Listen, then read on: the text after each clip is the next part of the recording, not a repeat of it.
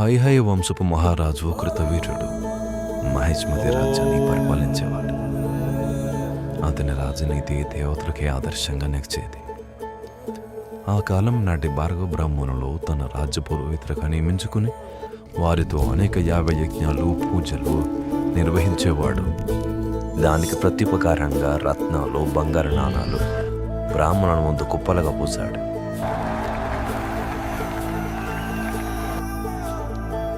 రాజ్యంలో ఎంత ప్రతికూల స్వరాలు వినిపించినా రాజు తన దారి మార్చలేదు.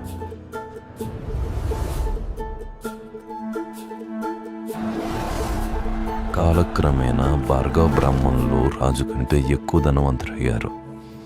వారి ఇల్లు నిధులతో ధనంతో నిండిపోయాయి. మరోవైపు రాజు ఆరోగ్యం క్రమంగా క్షీణించసాగింది. రాజ్య సంపద అంతా తరుగుతూ వచ్చింది.